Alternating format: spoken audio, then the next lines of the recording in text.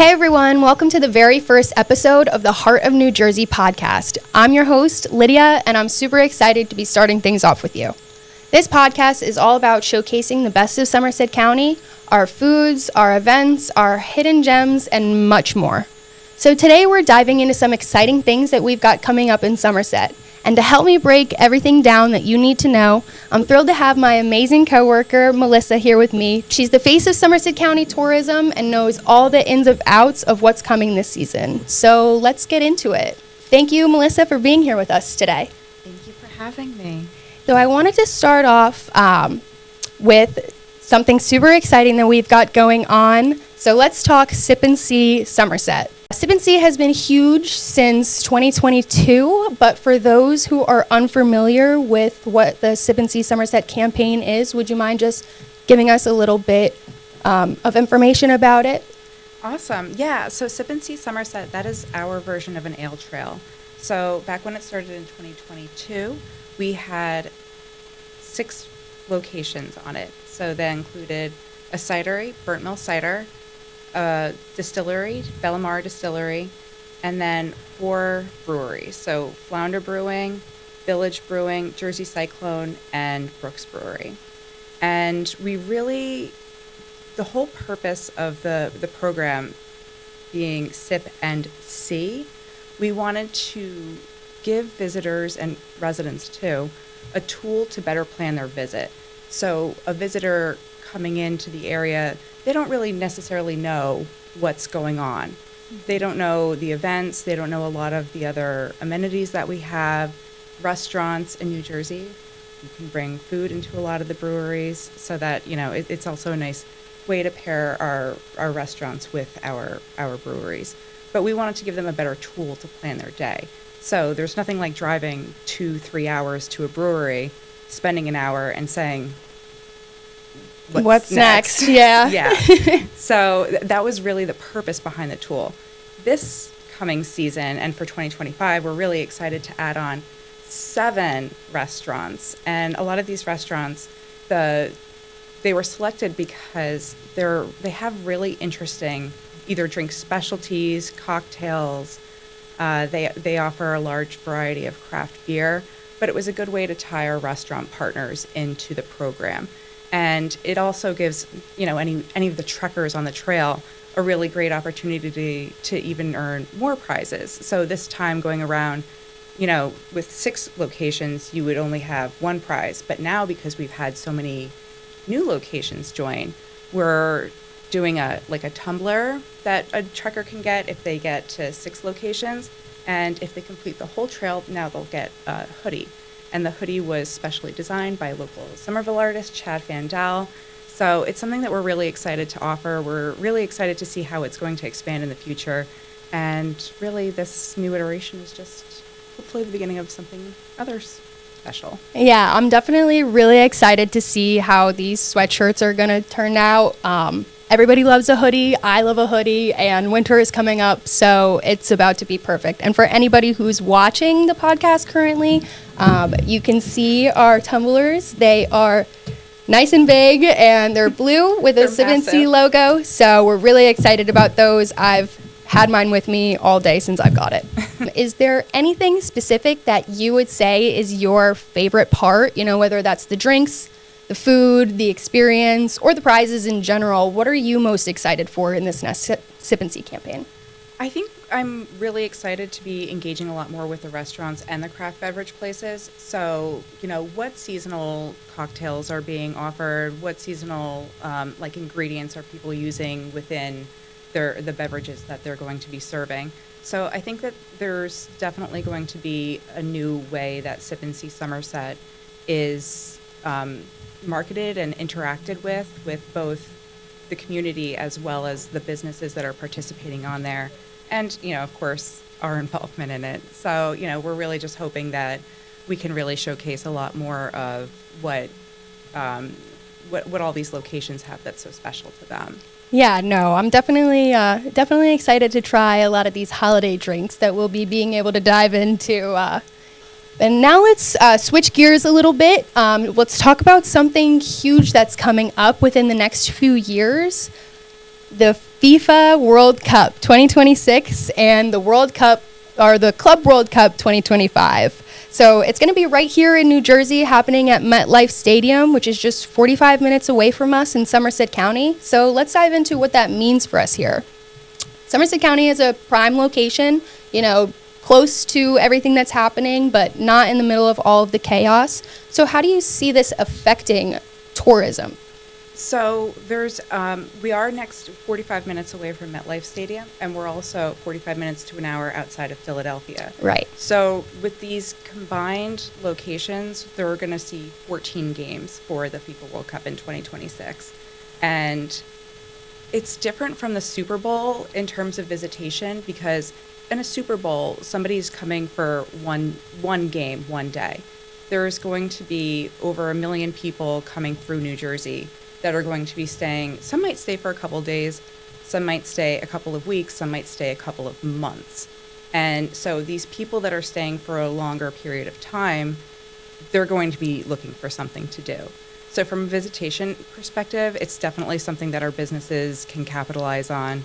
And we definitely look forward to creating, all sorts of different itineraries for, people of all different backgrounds. I think that that's one of the most exciting things is, seeing how an international audience can engage with everything that we have to offer here in Somerset County. Yeah, definitely. I'm really excited to see, what the popular places are and what kind of attracts people from all over the world and, what kind of things that they go to, and just kind of seeing that difference in what's happening around here. I'm really excited to see all of that. So obviously it's a bit of ways, but I can imagine there's already lots of fun stuff planned. What events, if any, known now, do we have to look forward to come 2025, 2026?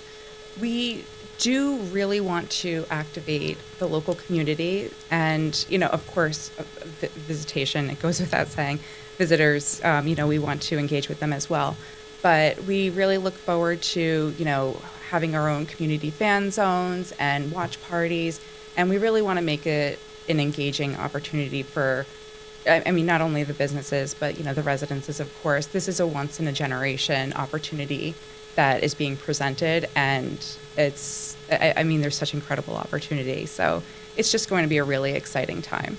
Yeah, no, I can imagine. And I guess for visitors at that time, what's one of the reasons that they would want to come to Somerset and stay here and have it be, that prime location for both spots? A lot of people that, that we talk to, they are looking for something off the beaten path. So you've seen the Statue of Liberty, you've seen Times Square, maybe you went to the shore for a couple of days and you're just looking for something, a little bit different to do. Now, during this time, some of our gardens, like the Colonial Park Rose Garden, is going to be gorgeous. It's going to be, they'll just have had their always. Rose. I know, it's really hard to make that place not look gorgeous, but there's going to, our gardens will be in bloom. There's plenty of equestrian opportunities. There's the USGA Museum. So, for people who aren't even necessarily into golf, it is a really amazing museum. It's the world's largest and oldest collection of golf memorabilia. And there are those hidden gems that are just like that. So, go to the city, definitely hit all the landmarks, go to Philly, go see the Liberty Bell. And, then come see the softer side of New Jersey. There's also going to be the semi-quincentennial, the 250th anniversary of the U.S. So there's going to be lots of historic events that are going to be occurring, throughout the country, but there's definitely going to be a few in Somerset County. So we really hope that we can share our history with all these visitors coming in too. Yeah, no, 2026 is definitely going to be an exciting time and super busy. So I guess we're getting ready for it.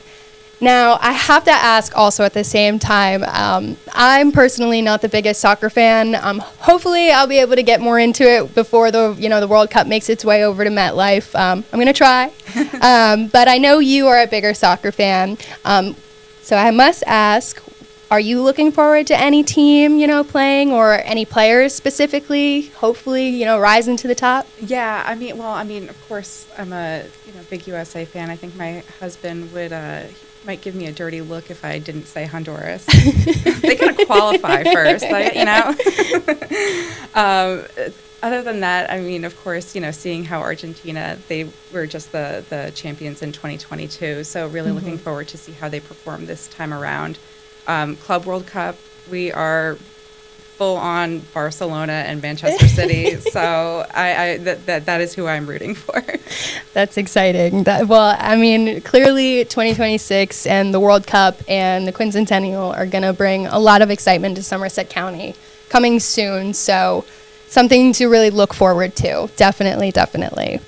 And I guess to start to wrap things up a little bit, I know that we're both super excited for the next season of things. Winter is coming right around the corner, and lots is always happening in Somerset.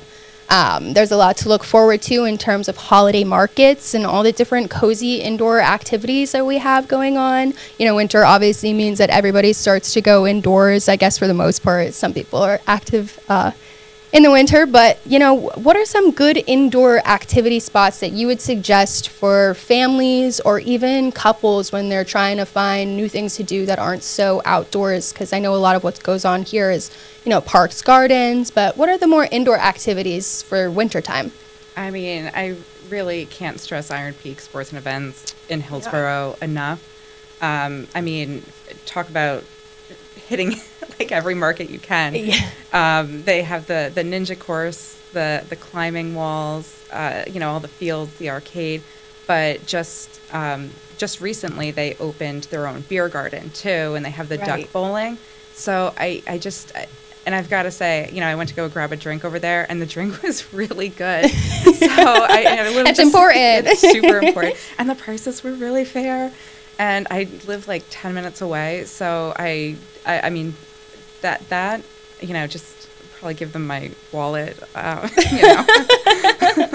Yeah, no, definitely with the beer garden being added to, like, I think most people see Iron Peak and they think, oh, like, I'll bring my kids here. And of course they do like parents' night out, stuff like that, to places where you can drop your kids off. But having that aspect too, you know, makes it for everybody. Even if you are just going to watch your kids, you still like can stay there. You don't have to. And the beer garden overlooks the climbing walls and the ninja course and the arcade. So, you know, I'm not saying like, go let little Johnny run free while you know, booze it up and, you know, knock back a few shots.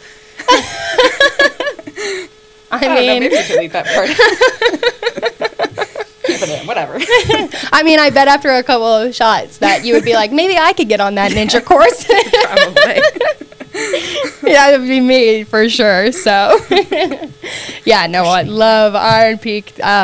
Always fun, always a good time. So I guess also, you know, there's a lot of people look for cozy places to go and have, you know, drinks and food and whatnot. And yeah, that's a more fun. But what about like, you know, restaurants and more of that like dining experience, places that you would recommend for winter? Yeah, there's a couple of places. I mean, another Hillsborough location, Alma, while they have a beautiful outdoor dining area, they also have, it's like an indoor area. I can't even describe it, but it's really cool. It's really cozy. They have all the cafe lighting everywhere.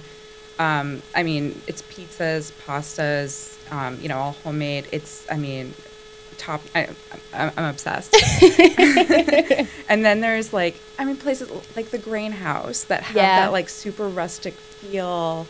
You know, they have the fireplace, so super cozy. Definitely good for the winter time. Yeah, for sure. yeah. I mean, and then there's, I mean, a couple of places. I've always wanted to try Stonehouse's water table.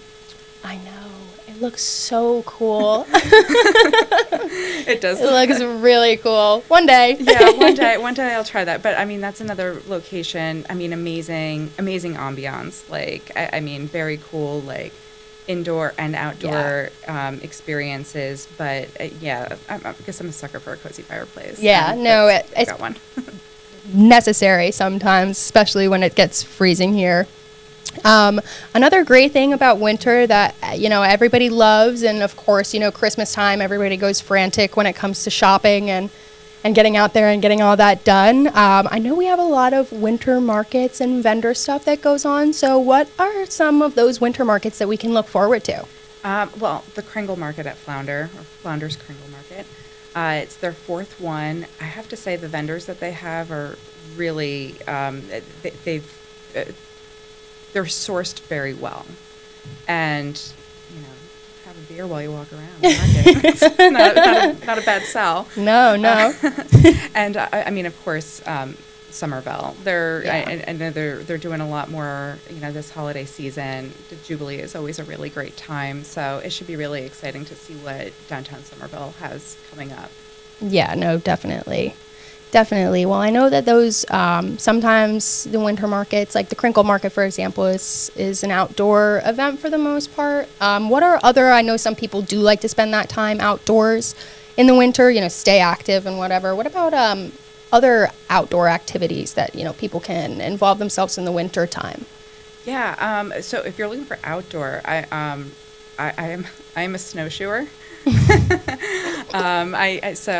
There is some really great. I mean, you don't have to have your snowshoes on. You can walk. But Sourland, 6 Mile Run, they have really great outdoor recreational opportunities during the winter and when it snows. I even saw people skiing down the Sourland Mountains. I don't know that I would recommend that. It's a little there's a lot of rocks in Sourland Mountains, but people were doing it. Sounds interesting, as long as nobody got hurt, I guess, I did not hear of any accidents. Oh, yeah, that's fun. I like anytime I get to go sledding or something like that, anytime there's like a hill, I personally, I don't like the summer because it's too hot for me a lot. Like, I love all the activities, but I do like when it gets to be winter and when it gets colder. Like, there's so many fun activities I feel like that people don't think about. And snowshoeing, I've never been snowshoeing personally, but I would love to try to do something like that. Yeah, I mean, a friend got us into it during COVID. They said, I rented some snowshoes from work, let's go. We're like, okay. And then we bought snowshoes and they sat outside for years because it didn't snow. Yeah, I know, that's what I would do too. yeah. So finally got to take them out this past year. So. Oh, that's awesome. That's awesome. So I guess, like, with all that being said, with, the activities, outdoor activities, indoor activities, different markets, and everything that's going on, is there something that you look forward to specifically during the winter, whether that's even staying in and doing nothing, or is there, like, events that you like to do? Hey, during the winter, I am all about, I love sitting inside with a fire going, back to the fireplaces, with a fire going. Just watching the snowfall. Yeah. My dog's running around. So, I'd say that sometimes it's nice to stay in, which is an odd thing for a tourism person.